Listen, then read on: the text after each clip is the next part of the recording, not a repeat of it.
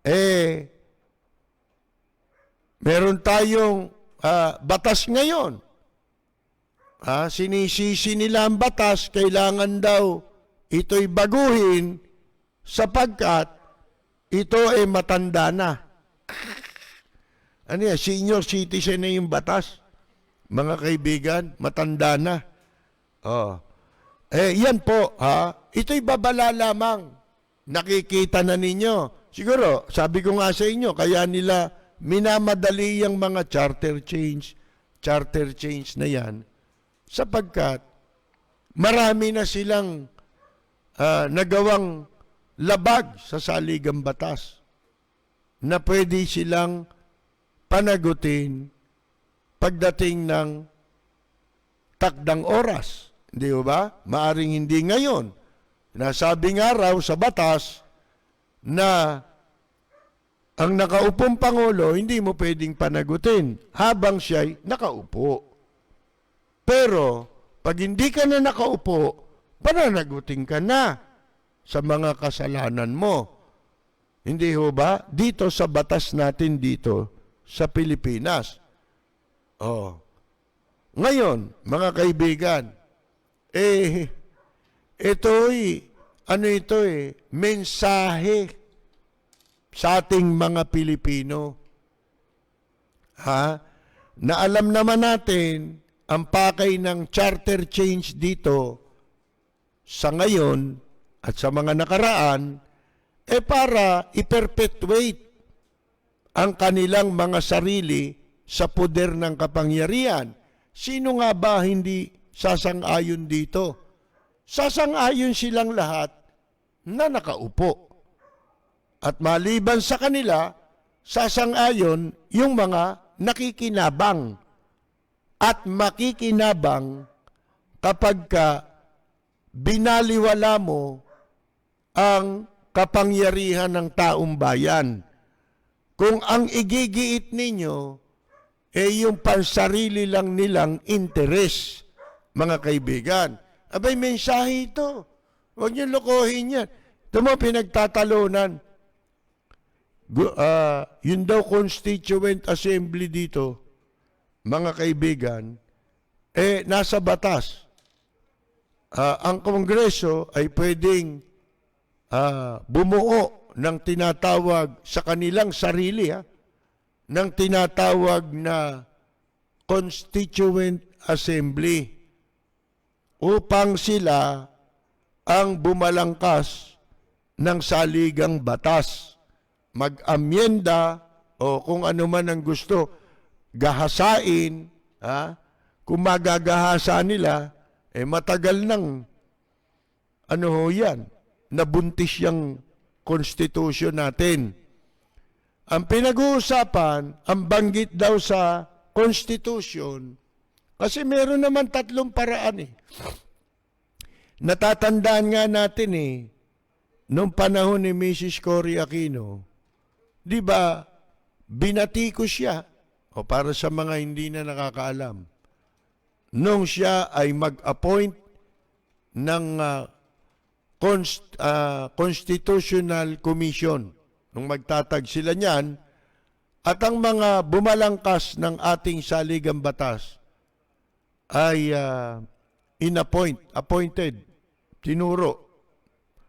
At dahil doon, binabati ko si Mrs. Aquino, si Presidente Aquino, at sinasabi nila bakit ang bubuo ng konstitusyon ay appointed.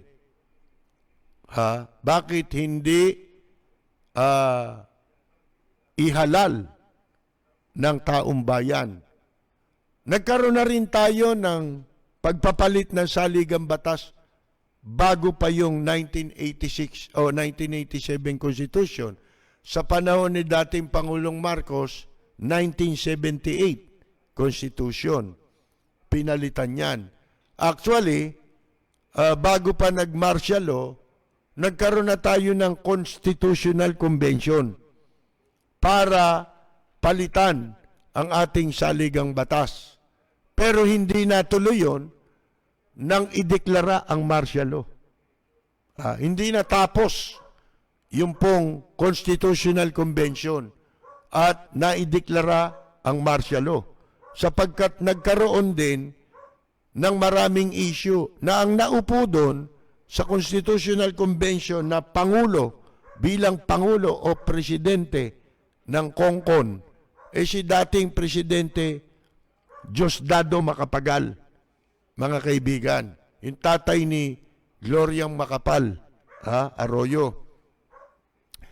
Ngayon, mga kaibigan, dyan sa dalawang pangyayari na yan, meron tayong nakita at natutunan. Ano ang natutunan natin? Kung pagkukumparahin natin yung Constitutional Convention at itong Constitutional Commission, ay mas mabuti na ang pagpapalit ng saligang batas ay daanin sa tinatawag na Constitutional Convention. Sapagkat nung Constitutional Commission, nag-appoint lang Pero hindi mo masisisi. Si Mrs. Cory Aquino, sa ginawa niyang pagtatatag ng Constitutional Commission at mag-appoint siya ng mga miyembro nito. Bakit? Sapagkat abolish na ang Constitution Wala nang saligang batas nun Inabolish yun ni Mrs. Cory Aquino. Hindi ba? At diniklara niya ang revolutionary government na ang sabi nga natin, ang purpose niya, ang purpose nila noon, una, hindi nila sinasabi yun. Yun yung bagay na hindi nila sinasabi, pero yun ang pangunahing dahilan para sa akin. Ano yun?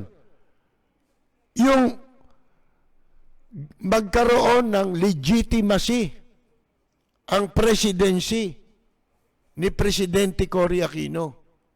Although recognized ka worldwide, nirecognize siya ng buong mundo Yung kanyang presidency, pinuri yan ng buong mundo. Pero, dito sa ating bansa, de facto president siya. Sapagkat, yung nilahukan niyang eleksyon, mga kaibigan, yun eleksyon na ang duly constituted authority si Marcos. Kaya, kailangan ni Mrs. Aquino na magkaroon siya ng legitimacy sa presidency niya. Kailangan ang pagiging presidente mo ay naaayon sa saligang batas. Paanong mangyayari yun? Hindi naman kasali sa konstitusyon yung people power. Di ba? Ngayon, ano pa ang isang pakay? Noong, kaya nga pinupuri natin doon si President Cory Aquino sapagkat sa kabila na nagdeklara siya ng revolutionary government, hindi ang intensyon niya ay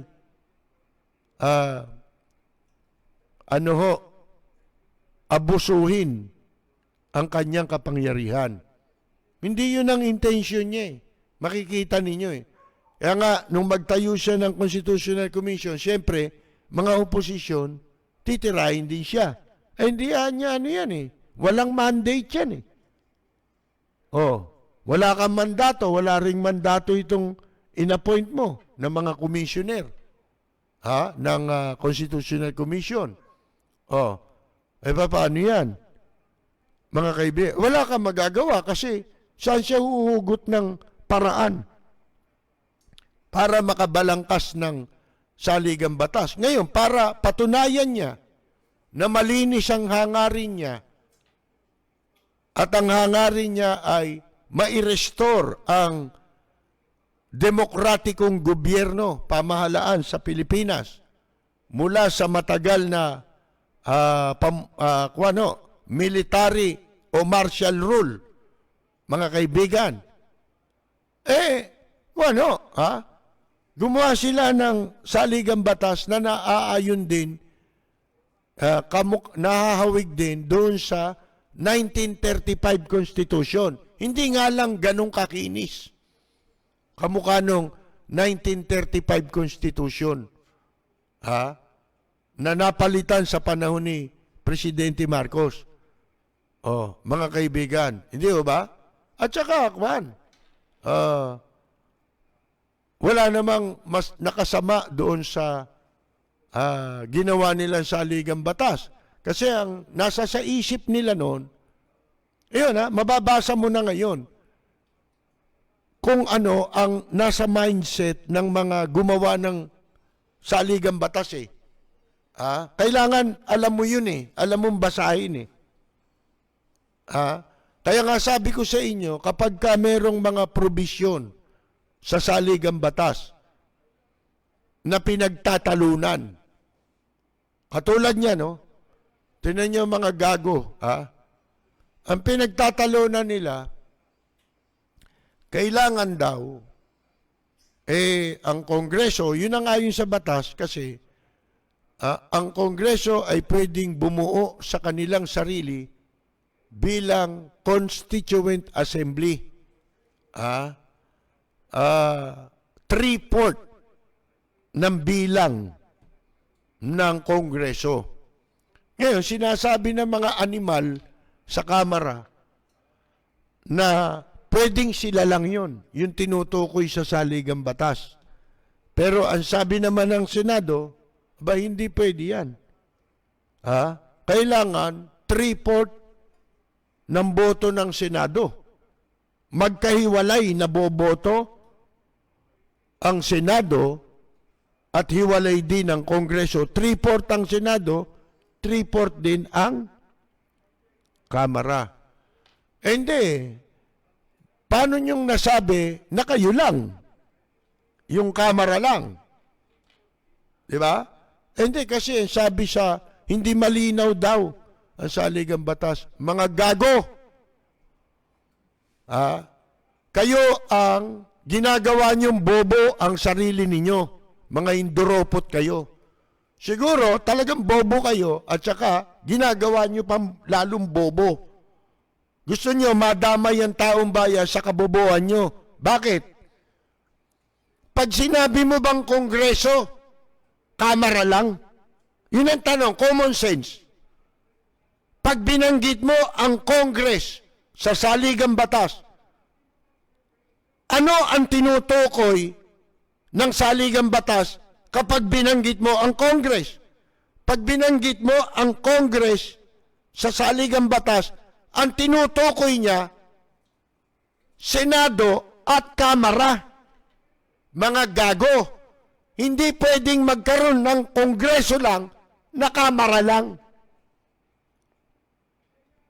Diba? Ganun kasimple lang dapat maging paliwanag Pero nila, hindi maliwanag Congress Akala nila, gusto nilang palitawin na para maging bobo na tayong lahat, yung Congress, Kamara lang. Kasi alam ng tao yung congressman Congress pag sinabing congressman, congressman lang. Walang senador.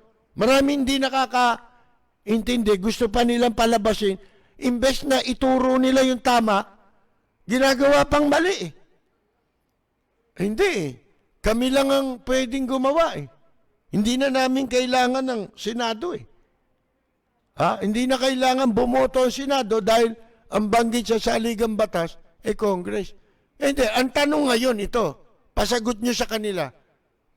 Pag sinabi ba sa konstitusyon, tumukoy sa Congress, House of Representatives lang ba ibig sabihin nun?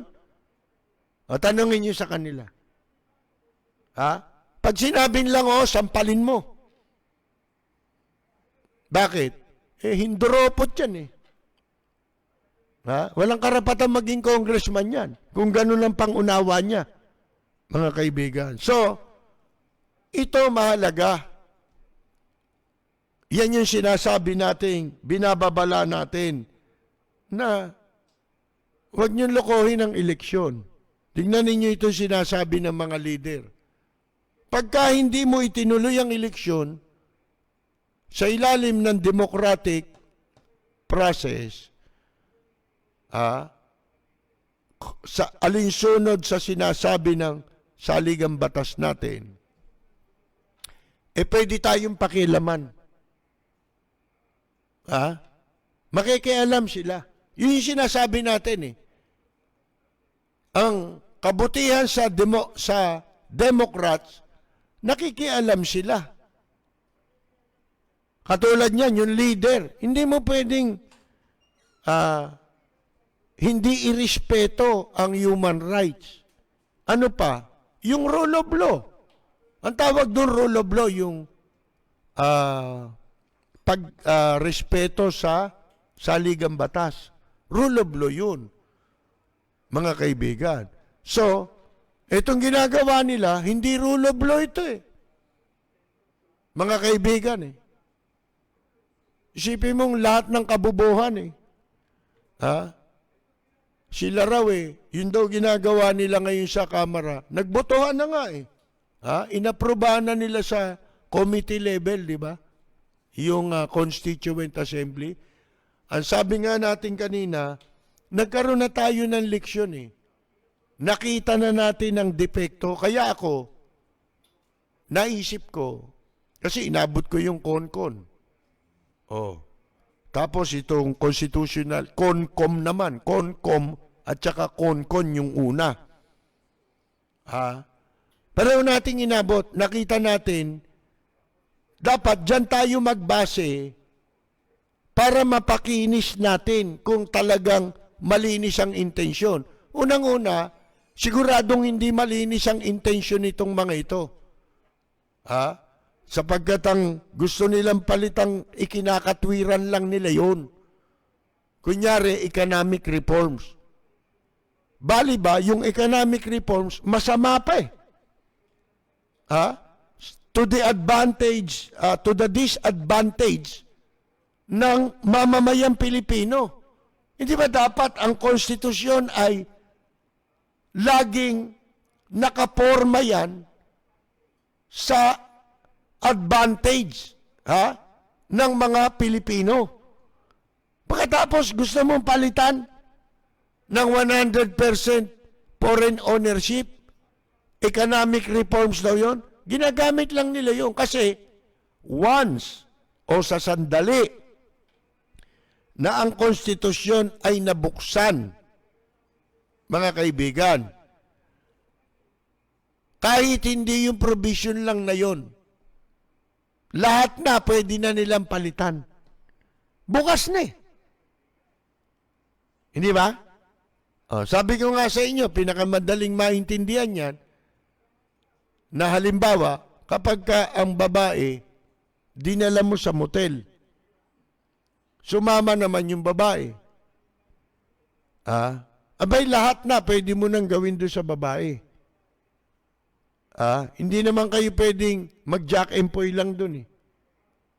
Magja-jack and poy lang kayo, magtitinginan lang kayo. Diba? Lahat na magagawa nyo na.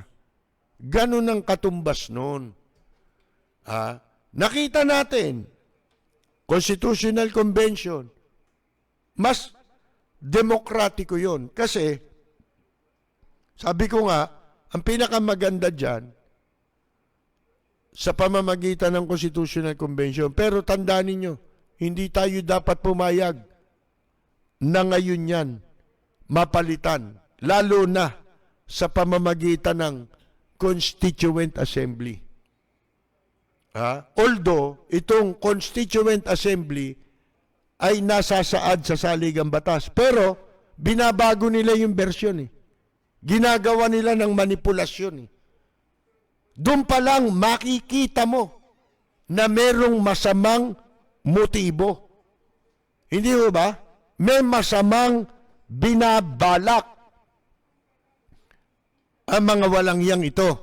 Kaya bakit mo papayagang gawin nila yan ng mga taong walang hiya, tulisan. Ha? Mga taong hindi dapat pagkatiwalaan. Ngayon, meron pa namang 3 paraan yan doon sa konstitusyon para mapalitan ng saligang batas Kaya lang, iniiwasan nilang gawin. Ha? Iniiwasan nila sapagkat pagka yun ang nasunod, ay hindi nila maaaring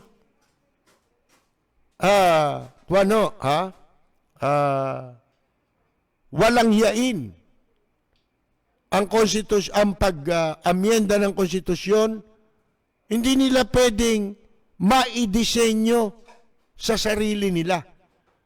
Kung yan ay idadaan mo sa prosesong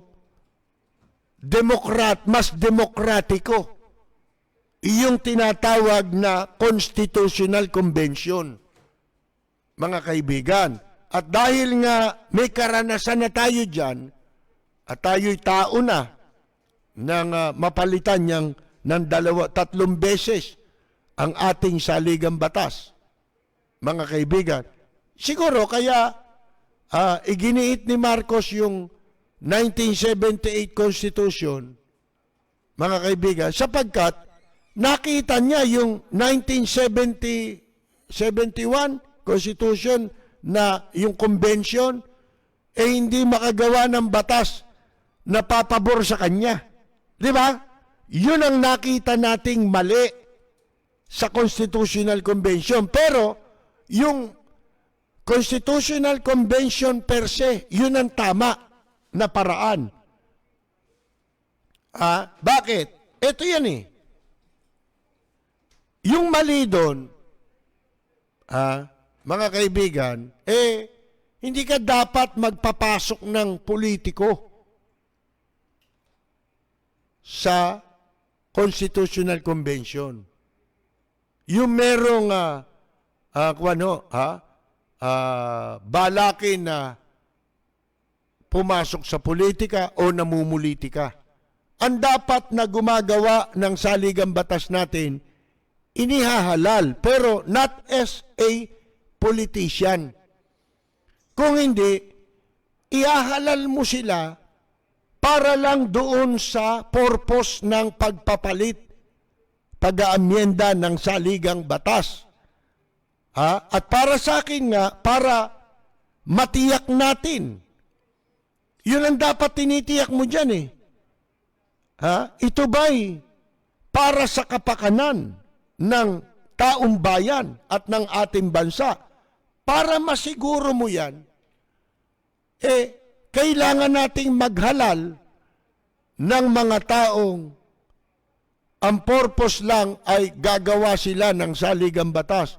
At pagkatapos nilang gumawa niyan, para sa akin hindi na sila dapat o hindi na sila pwedeng magkaroon ng pagkakataon na makapasok sa gobyerno sa pamamagitan ng pagtakbo sa politika. Dapat na sila, perpetual disqualified na sila, perpetually disqualified to run for any office. Dapat nga pati humawak ng pwesto hindi ka na dapat Kasi para dun sa kung tatakbo ka, malinis ang hangarin mo. Kaya ka lang tatakbo para gusto mong masiguro na para sa kapakanan ng bansa at ng mamamayan, itong gagawin kong paglahok sa pagsulat ng saligang batas. Hindi dapat politika yan, mga kaibigan. At once na lumahok ka dyan, pwede akong lumahok dyan. At hindi na ako tatanggap ng anumang pwesto sa gobyerno. Hindi ako tatakbo sa politika. Bakit? Kasi malinis ang hangarin ko Kung ako tatakbo, dyan pwede akong tumakbo. Basta ganun ang kondisyon. Hindi na ako lalahok sa anumang eleksyon. Hindi rin ako magpapa-appoint sa anumang pwesto. Dapat ganun lahat, mga kaibigan. Kapag ka hindi ganun, hindi magiging matino. Nakita mo ang klase ng mga nakaupo ngayon, party list. Nakikialam kayo sa amyenda ng saligang batas. Isa lang layunin ninyo. Meron kayong masamang hangarin. Hindi kayo kasali dyan, hayop kayo. Kayo'y wala kayong mandato na gumawa ng saligang batas. Yan nga lang mga batas na pinagagawa ninyo, puro katarantaduhan eh. Terror law, kung ano-ano, mga kaibigan. Nasa harap tayo ng pandemya, kung ano-ano inaatupag ninyo. Inuuna nyo pa yan.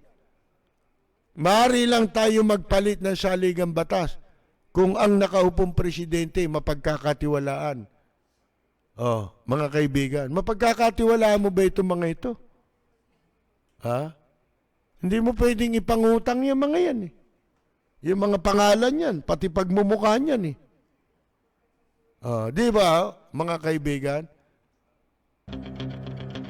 Walang preno kung bumatikos.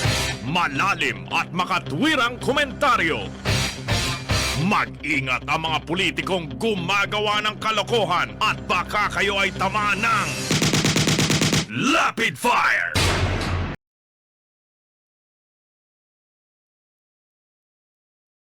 Ito ninyo mga tarantado Itong kumalat yung isang litrato, humingi nga ng paumanhin si Vice President Leni Robredo sa isang celebrity. Itong si Rachel Alejandro. Humingi siya ng paumanhin. Kasi raw, kumalat itong mga litrato, pinalilitaw nila na si Vice President Leni Robredo, yung nasa litrato na nagbabakasyon sa El Nido Beach, di ba? Mamahaling beach yan, tsaka maganda rin, sa Palawan. Pero hindi naman pala si Vice President Leni Robredo yun. Si Rachel Alejandro pala yun. Yung anak ni Haji Alejandro. Singer din yun, di ba? Si Rachel. Mga kaibigan. Pero si Vice President Leni Robredo, ang pinararatangan nila, nagpakalat ng fake news, ng maling paratang, na siya raw nagbabakasyon. Siyempre, pandemic ngayon eh. Di ba? Sabi ko nga sa inyo, yung health minister ng Australia, di ba, dyan nag-resign dahil dyan. Ngayon, hindi naman pala si Vice President Leni Robredo yun. Si Rachel Alejandro. Ang sabi niya was initially confused why a number of people are sending me this. Kalma lang po, hindi ako yan. Mga litrato siguro yun. Andito po ako sa opisina, wala sa Palawan. Yan. Ako na po humihingi ng paumanhin kay Rachel Alejandro. Mga kaibigan. Kasi yung ibang tao, dinadamay nila basta meron lamang silang magamit na paninira. Diba? Kahit hindi totoo, tahasang paninira, mga kaibigan, na hindi totoo. Ayan po, para malaman din ng iba, na meron palang ganyang kumalat na paninira labang kay Vice President Leni Robredo. Pinalilitaw, may mga litrato, kuha daw sa El Nido. Kuha nga yun doon. Pero hindi siya yun. Si Rachel Alejandro yun, mga kaibigan, yung anak ni Haji. Si Ka-Percy Lapid, bumabanat. Lapid Fire! Si Haji Alejandro, nabanggit na rin lang. Dating loyalist yan eh. Pusakal din na loyalist yan. Kasama namin sa nagumpisang rally yan, sa Manila Hotel, yung ano ron, Nakita ko yan doon, tsaka si Florante, magka-duet pa yan, nag-duet yan eh, that time eh. Gumawa ng isang album yan, dalawang yan eh. Kaya nga, nakilala ko rin si Rio Diaz eh. Oh, dahil yun ang asawa that time ni Haji. Eh, yung Rachel na yan, batang maliit pa yan. Kasama ron eh. Oh, nakikita ko eh. Hindi pa kilala yan, si Rachel. Oh, may mga kanta pang ginawa yan, sina Florante. Na kinanta nila ni Haji yung isang album. Mga kaibigan. Eh, loyalist siya. Isipin mo, si Vice President, hindi naman loyalist yan. Di ba? Pero kita ninyo, humihingi siya ng paumanhin kay Rachel. Ganon kasibilisadong tao. Napapahiya siya dahil naawa siya siguro kay Rachel. Pati yun nakakaladkad. Gusto lamang siraan siya, nagdadamay pa ng ibang tao. O dapat ganon ang tao, sibilisado, hindi ba? Mga kaibigan. Walang preno kung bumatikos. Malalim at makatwirang komentaryo. Mag-ingat ang mga politikong gumagawa ng kalokohan at baka kayo ay tamaan ng Lapid Fire!